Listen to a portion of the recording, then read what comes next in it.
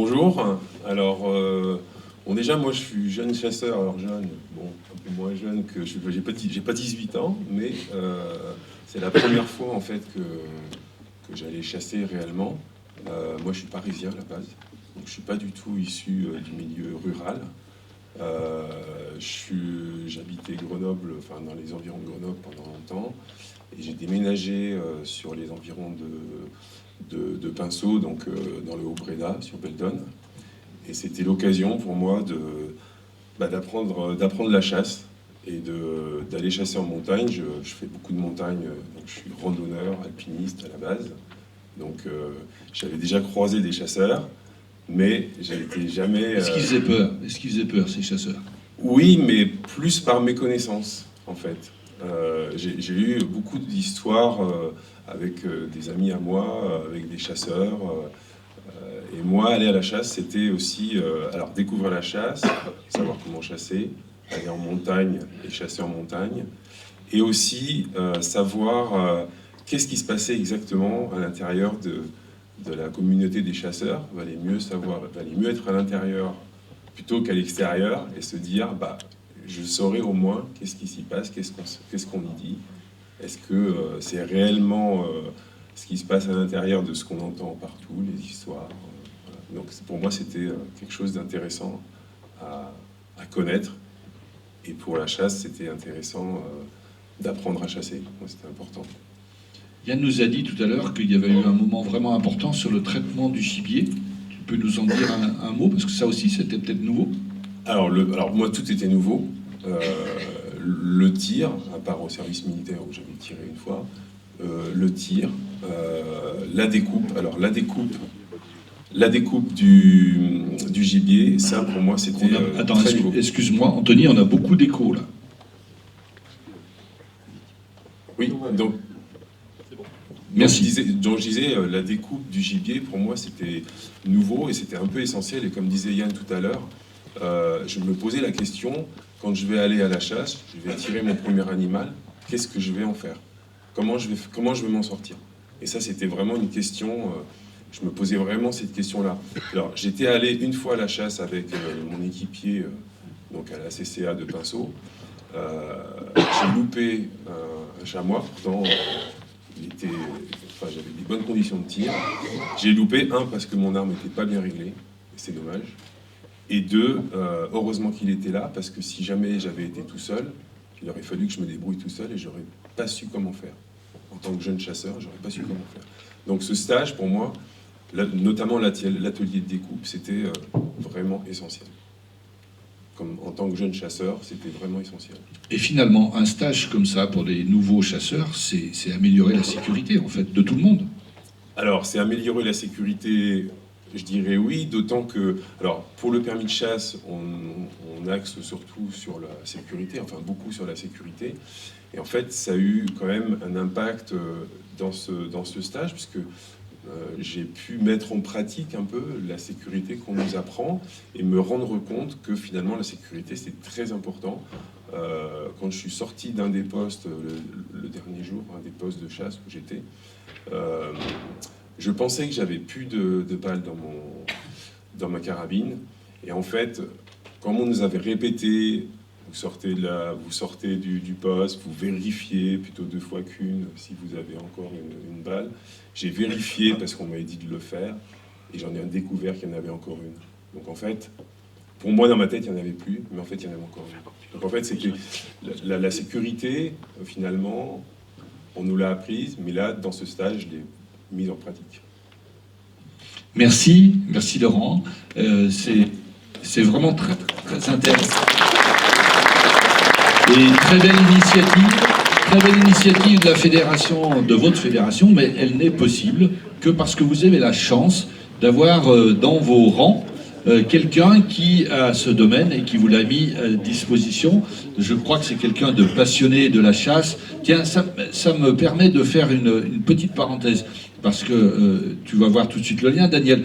La chasse, c'est aussi un sport. Vous me parlez toujours de tradition, de mission de service public, de loisirs, mais c'est aussi un sport, quoi.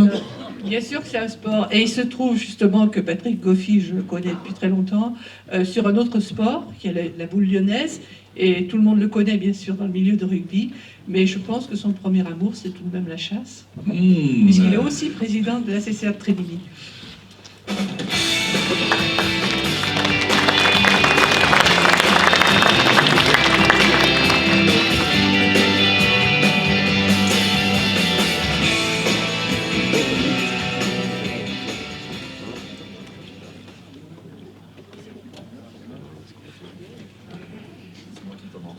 Oui, c'est ça.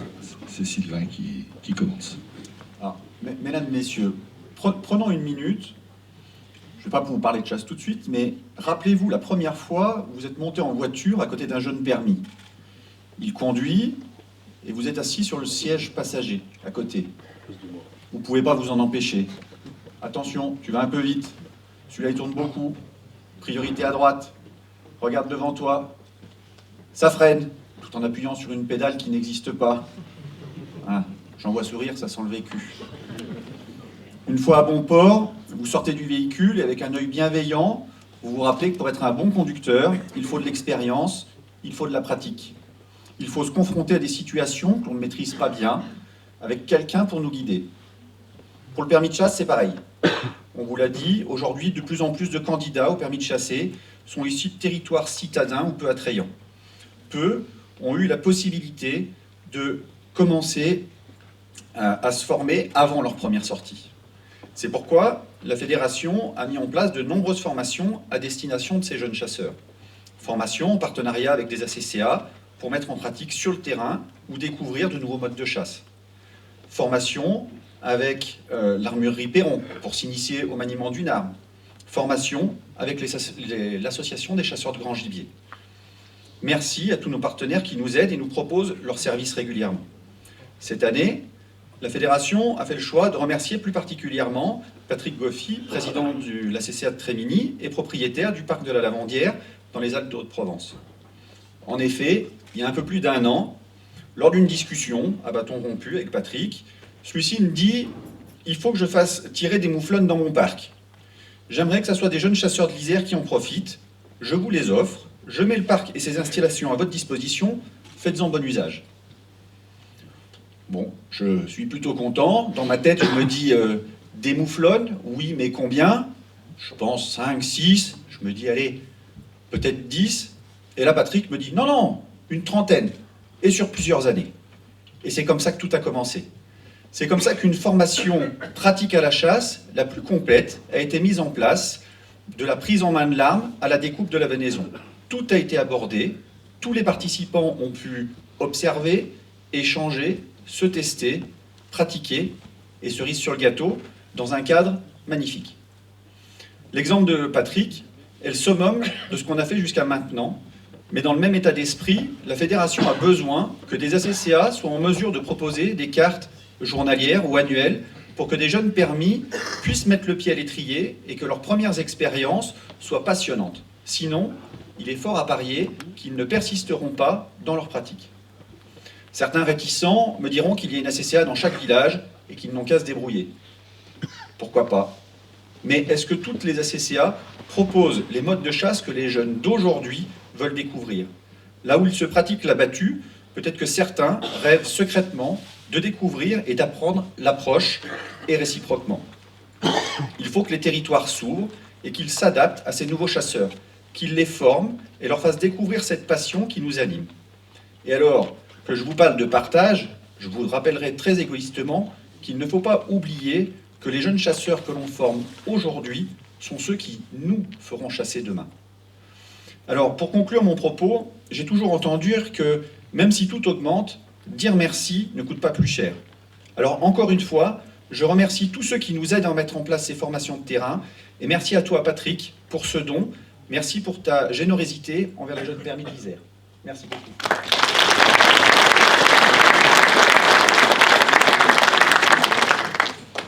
Oui, bah, écoutez, tout a été presque dit. La propriété, c'est quand même 400 hectares.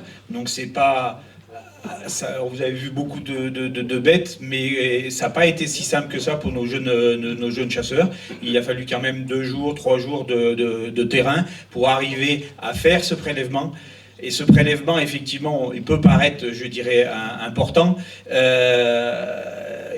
Il l'est, mais surtout, c'est parce qu'effectivement, sur la propriété, il y a beaucoup de bêtes.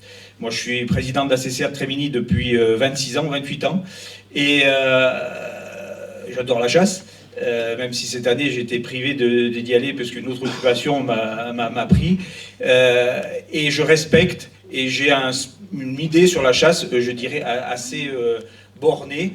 Et quand on a eu cette idée, cette discussion avec Sylvain, j'ai vu une très très grande opportunité pour moi de faire une gestion de la surpopulation, pas de la surpopulation, mais de la gestion, je dirais, du parc, avec beaucoup d'éthique, et faire plaisir à de nombreux chasseurs. Et puis on est tombé sur effectivement les jeunes permis, et c'est vrai que c'est une très très bonne école.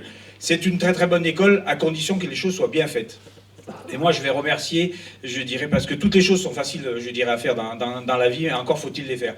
Et moi, je vais remercier tous les gens qui ont travaillé sur ce projet, et je pense aux gens de la fédération. Je pense à Yann, parce que je vais citer, parce que je ne connais pas le nom de ses collègues qui étaient sur le projet, à la présidente et ses équipes qui ont permis la mise en place de ce stage. Parce que cette période, fournir le domaine, mettre les installations, ça, c'est quelque chose de très simple.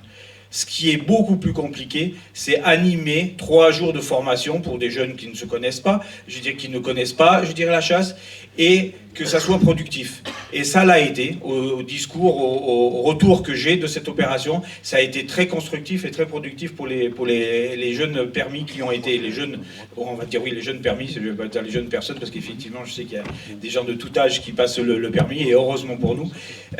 Et ça, c'est le meilleur écho pour moi.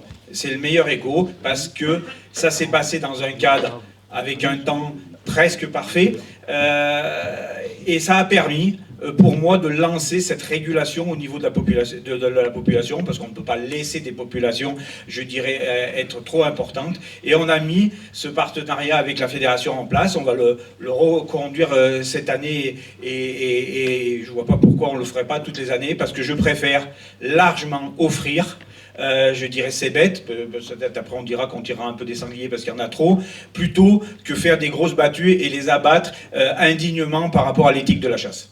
Donc voilà ce que je voulais vous dire. Encore merci aux techniciens et à tous ceux qui ont bâti ce projet. Je sais que ça a fait un peu grincer des dents parce que ça pouvait être considéré comme un peu des vacances pour eux. Moi, je peux vous dire que je ne veux pas supporter ce qu'ils ont fait pendant 3 jours, surtout avec le professionnalisme sur lequel ils l'ont fait. Parce que la sécurité, on en a parlé, et quand on a un groupe comme ça, eh ben, on doit être très attentif et on ne dort pas forcément, je dirais, très bien. Donc voilà ce qu'on a mis en place. Ça a été une réussite. Je dirais tant mieux pour tout le monde, et le premier avis, c'est moi.